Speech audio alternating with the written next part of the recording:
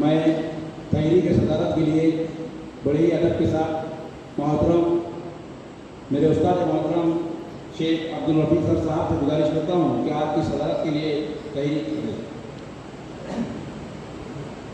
हाज़रीन मोहतरम, अस्सलाम वालेकुम व रहमतुल्लाहि व बरकातुहू। आज का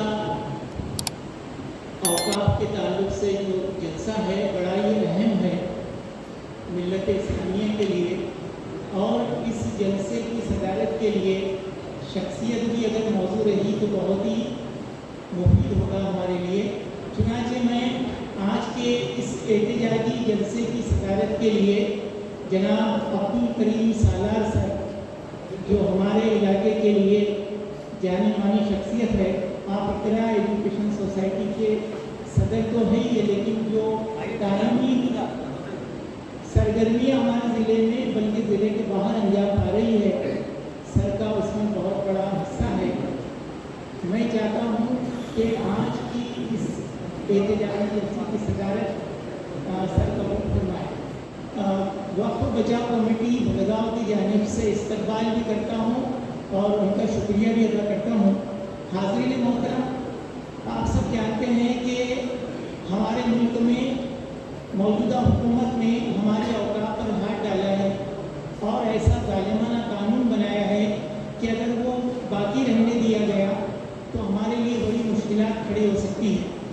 चुनांचे मुस्लिम पर्सनल लॉ बोर्ड की क़यादत में मुल्कगीर पैमाने पर तमाम मुस्लिम जमातें, मकातिब फ़िक्र के रहनुमा, अइम्मा दीन, ये सब मिलकर ये तहरीक को चला रहे हैं कि हम हुकूमत को इस बात पर राज़ी करें कि वो उसने जो अमेंडमेंट किया है वो उसको वापस ले, और इसी सिलसिले की ये कड़ी है कि आज हमारे यहाँ। और एक बात यहाँ पर ये भी है कि हमारा अकीदा और ईमान यही है जो दुरुस्त है, 100% दुरुस्त है, कि तमाम जहानों का मालिक कौन है? अल्लाह रब्बुल इज़्ज़त। ज़मीन और आसमां तमाम अल्लाह रब्बुल इज़्ज़त के अख्तियार में, अल्लाह रब्बुल इज़्ज़त का मालिक है, अल्लाह के सिवा कोई मालिक नहीं है। ये तो हम सब 7 बार का नाम लग जाता है अल्लाह की मेहरबानी से। तो ये तमाम जो चीज़ें थी ये अल्लाह की राह में वक़्फ की गई थी हमारे बुजुर्गों ने, आबाज़ाद ने। ये हमारा हक था। उस वक्त कहीं भी ऐसा नहीं होता था कि ये जगह अगर बादशाह ने या नवाब ने या जमींदार ने वक़्फ किए, तो उस वक्त ना तो तहसील था ना कलेक्टर ऑफिस था। उस वक्त तो ओरली यानी मुँह ज़बानी वो तमाम चीज़ें अल्लाह की राह में वक़्फ कर दी जाती थी, उसकी लिखा पढ़ी होती नहीं थी। और वो बहुत सालों तक ये सिलसिला चलता रहा। बाद में अंग्रेज आए, उनके बाद भी वो वक्फ बोर्ड का कायम किया गया, उसमें कुछ चीज़ें दुरुस्त होती गई, बनते गए कायदे। और इसके पहले जितने भी कायदे यहाँ पर बने या अमेंडमेंट हुए, वो तमाम कायदे वक्फ बोर्ड को मजबूत करने के लिए बने थे। लेकिन अभी जो कायदे बने हुए वो वक्फ को कमजोर करने के लिए कायदे बने, इसलिए हम उसका एहतिजाज कर रहे हैं। इससे पहले कभी भी मुसलमानों ने वक्फ के खिलाफ ऐसी मीटिंग बुलाई। जब सुप्रीम कोर्ट के अंदर कई लोगों ने, जमातों ने अपने पिटीशन दाखिल किए इस वक्फ एक्ट 25 के खिलाफ, तो उसमें 5 जो पिटीशन थे उनको कलीदी बनाया गया और बाकी के पिटीशन को क्लब करके जोड़ा गया, खारिज नहीं किया गया। वो भी रहे थे सुनवाई में।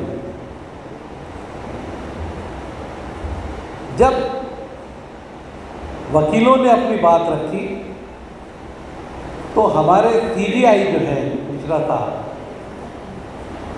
उन्होंने ये बात कह दी जो सॉलिसिटर ऑफ इंडिया मेहता साहब से कि ये बताइए क्या आपने जिस तरीके से मुस्लिम वक्फ बोर्ड में 2 नॉन मुस्लिम हिंदू लेने का जो कानून बनाया है, तो क्या आप दीगर मज़ाहिब के या मंदिरों में भी 2 मुसलमान लेने वाले हैं क्या? बस सारा मामला यहाँ से बिगड़ गया, क्योंकि उनको लगा कि बाप ये तो बहुत जहन बना के बैठा हुआ है। फ़ौरन उन्होंने कहा कि भाई हम जो है वो आज जवाब नहीं दे सकते। लानत, पहली हार है गवर्नमेंट की, पहली हार है दोस्तों, याद रखो।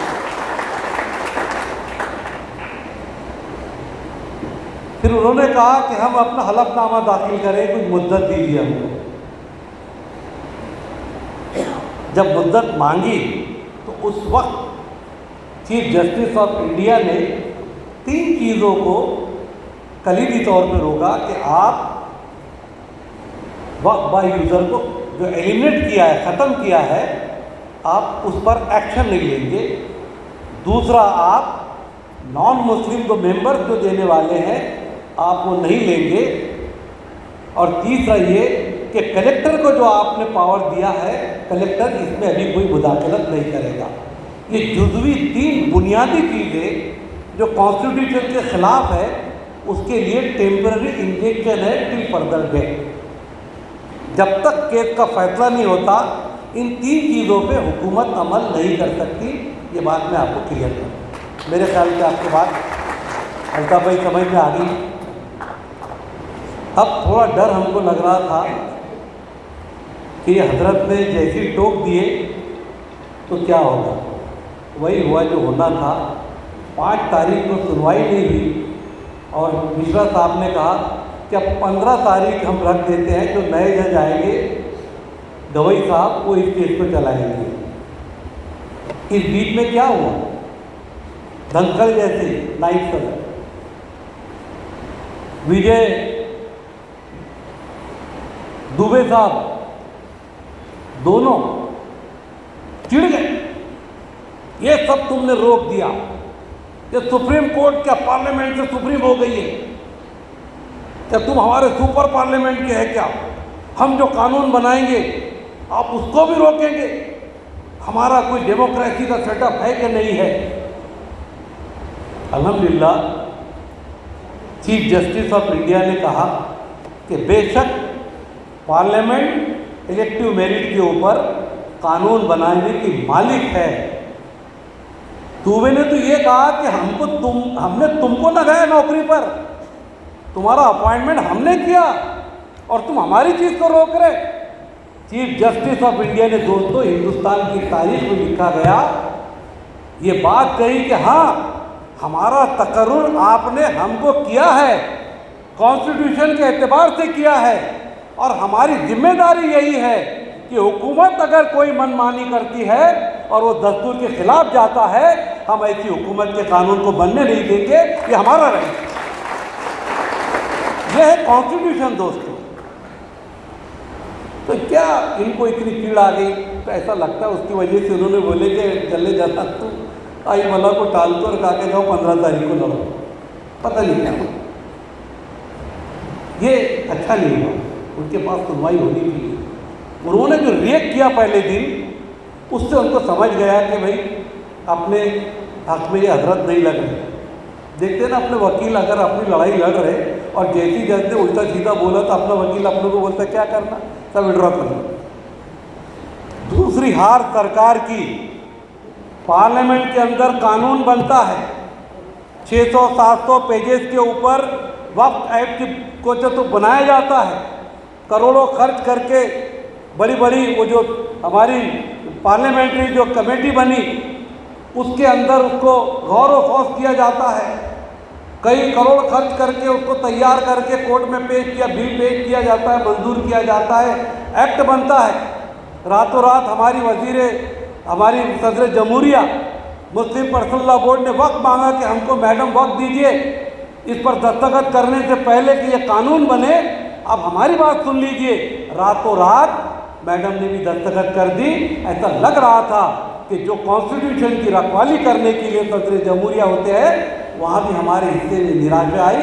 और सकता है अगर कलेक्टर को पावर चले गए तो वो किसकी सुनता है? जो पावर में है, जो सत्ता में है, कलेक्टर उसी की सुनता है और उन्हीं का वो मानता है, नौकर है उनका। नंबर 3, वक्फ की तारीख में तब्दीली। बिल में वक्फ की तारीख को दोबारा मुतय्यन किया गया जिससे सदियों पुरानी वक्फ जायदादों की कानूनी हैसियत पर सवाल उठ सकते हैं। दिल्ली की जामा मस्जिद ले लो या और कोई ले लो आप, काशी है, मथुरा है, अगर ये पास हो जाता है तो ये डायरेक्ट फिर डिसीज़न देने के इख्तियार इनको होगा। नंबर 4, रजिस्ट्रेशन की सख्त शराइत। गैर रजिस्टर वक्फ जायदादों पर कानूनी कार्रवाई का हक खत्म कर किया जा रहा है जो कि इन जायदादों के तहफ़्फ़ुज़ के लिए ख़तरा बन सकता है। ये नंबर 4 है। नंबर 5, मुंतज़मीन की तकर्रुरी में तब्दीली। मुंतज़मीन मुतवलियान की तकर्रुरी के तरीक़ेकार में तब्दीलियाँ की गई है, जिससे रिवायती इस्लामी तरीक़ों को नज़रअंदाज किया गया है, जो पहले इसमें आए थे गैर मुस्लिम अरकान की शमूलियत। अब ये बिल का नुक्ता, मुसलमानों पर इसका असर और संविधान का जो आर्टिकल, उसका कौन से आर्टिकल का इन्होंने उल्लंघन किया, जिसकी वजह से सुप्रीम कोर्ट ने इसका संज्ञान लिया हुआ है कि पहला यह कि कलेक्टर बगैर सुने वक्फ की ज़मीन को गैर वक्फ करार दे सकता है। कलेक्टर बगैर सुने वक्फ की ज़मीन को बगैर वक्फ करार दे सकता है। मुसलमानों की जायदाद पर से कंट्रोल खत्म होगा। यह आर्टिकल 26B का उल्लंघन है, जो बाबा साहेब अम्बेडकर ने हमको संविधान दिया है, उसके आर्टिकल 26 का उल्लंघन है, बी का। नंबर 2, वक्फ ज़मीन पर कब्ज़ा करने पर 12 साल कैदी, फौरी ज़मानत नहीं। देखिए क्या मामला घटना घटी है। अल्लाह के नबी सल्लल्लाहु अलैहि वसल्लम अपने करीब बुलाते हैं और कहते हैं बिल्कुल शर्माने की बात नहीं, इसलिए कि तुम ये मिट्टी पेश करने में शर्मा रहे हो, लेकिन मेरा नुक्ता नज़र ये है कि दुश्मन ने अपनी ज़मीन की मिट्टी लड़ने से पहले हमारे हवाले कर दी। मैं ये वाक़े से मेरे भाइयों आपको बताना चाहता हूँ कि हर ज़िंदगी के हर पहलू में हम पॉजिटिव अप्रोच बरतने की कोशिश करें। जब दुनिया आपके मुखालिफ हो जाए तो ये मत सोचिए कि हम अकेले पड़ गए, बल्कि पार्लियामेंट के सेशन में आपने देखा कि जितने गैर मुस्लिम मेंबर ऑफ पार्लियामेंट आपके साथ खड़े थे, हमने कभी उनको दावत नहीं दी थी, लेकिन वो हमारे साथ खड़े होकर बात कर। कुरान करीम में अल्लाह ताला ने उसका नक्शा यूँ खींचा, अल्लाह ने फरमाया कि फ़इन्न मअल उस्रि युस्रा। अल्लाह ताला ने तंगी के साथ साथ फर्राखी को रखा है, यानी ये पैरेलल चीज़ें आती हैं। पैरेलल, जहाँ आजमाइश है वहाँ अपॉर्चुनिटी है। जहाँ अल्लाह आपको आजमा रहा है, उसी के साथ साथ अल्लाह ताला इम्कानात की वसी दुनिया हमारे सामने कर रहा है। तो मैं समझता हूँ कि इस मजलिस में हम अपने दिलों की धड़कनों को तेज़ न करें, बल्कि बहुत शांति के साथ रहें कि ये दिन भी इंशाअल्लाह तारीख़ में याद किया जाएगा कि बड़े बड़े सुल्तान आए, उन्होंने कुछ नहीं किया। इंशाअल्लाह आज की दुनिया भी यही पैगाम हम सबको दे रही है। मैं 2-3 बातें जो मैं नहीं हिलता, हमारा ईमान है, तो अब जो भी हो रहा है तो कहीं ना कहीं उसमें अल्लाह की मर्जी शामिल है। एक्चुअल में अपन जाग नहीं रहे थे, नहीं समझा, अपन उठ नहीं रहे थे, अपन जाग नहीं रहे थे, तो अल्लाह ने अपने ऊपर जालिमों को बिठाया और ये अपनों को उठाने का काम, अरे बोलो, कर रहे है ना। अभी मैंने आयत पढ़ा ना, आयतुल कुर्सी की, आज जुमा में ईदगाह में यही आयत पढ़ा मैंने। क्यों? तो अब आयतुल कुर्सी की क्या है? अल्लाहु ला इलाहा इल्ला हुवल हय्युल क़य्यूम। अल्लाह कहता है ओ मेरे बंदो, ये मत समझो कि मैं गाफिल हूँ, मैं बेखबर हूँ। और एक दूसरी आयत भी बड़ी प्यारी है, आयत सर अल्लाह कहता है वला तहसबन्नल्लाह गाफिलन अम्मा यअमलु ज़ालिमून। अल्लाह कहता है ओ मेरे बंदो, तुम्हारे रब को बेखबर मत समझो, जो कुछ जालिम कर रहे हैं वो रब सारे हालात को जानता है। फ़लस्तीन में इजराइली आतंकी क्या कर रहे हैं वो देख रहा है, इराक़ में, शाम में, लबनान में, पूरी दुनिया में जालिम क्या कर रहे हैं वो देख रहा है। कश्मीर के पहलगाम में आतंकवादियों ने क्या किया वो देख रहा है। और भारत में क्या बावले चाले हमारा वजीर आजम कर रहा है वो भी देख रहा है। क्यों? अच्छा, तुम पर जालिम को क्यों बैठाया अल्लाह ने, ये भी समझना बहुत ज़रूरी है सर अयाज भाई। अपन जब कहते हैं कि दरख्त का पत्ता भी खुदा के हुक्म के बगैर नहीं हिलता, तो फिर अल्लाह ने जालिम को बिठाया क्यों? बिठाया क्यों ये भी समझना ज़रूरी है ना। बिठाया इसलिए कि अभी तो इनको 10 ही साल से हुकूमत मिली, तुमको भी तो 800 साल। खास तौर से जो वक्त कानून 1995 में बना, उसके बाद उसमें कई बार बदल दिया गया। तो 2013 का जो बदल हुआ और 2013 के बदल में जैसे हमारे सरकार में मोदी जी है, अमित शाह जी है, जो भी है, और जो तरीके से इस कमेटी बनी थी उसमें बहुत बड़ी बात चलाई गई कि 2021 से 2025 तक वक्त की प्रॉपर्टियां बढ़ी है, बहुत बढ़ी है। तो ये वक्त की प्रॉपर्टियां बढ़ने की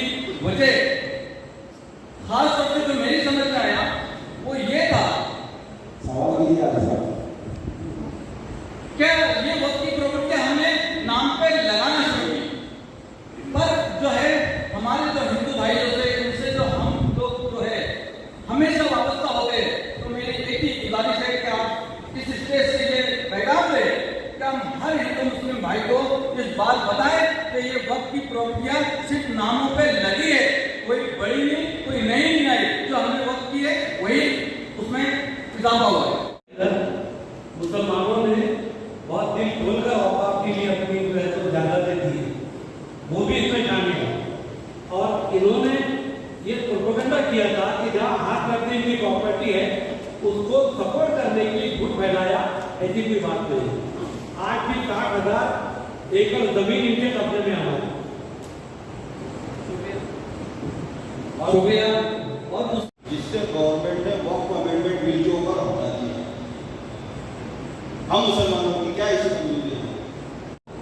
अगर इनको हमारे करप्शन को खत्म करना होता, जो अपने बाप की प्रॉपर्टी समझकर अल्लाह की प्रॉपर्टी के पैसे खा रहे हैं, जिससे यतीम विधवाओं की मदद हो सकती है, जिससे गरीब बच्चों की तालीम का काम हो सकता है, जिससे मदारिस और मस्जिदों के इमामों की तनख्वाह बढ़ाई जा सकती है, तो वो ना करते हुए उन्होंने कहा कि और लूटो बेलेबल वारंट रहेगा, यानी कोई अरेस्ट नहीं।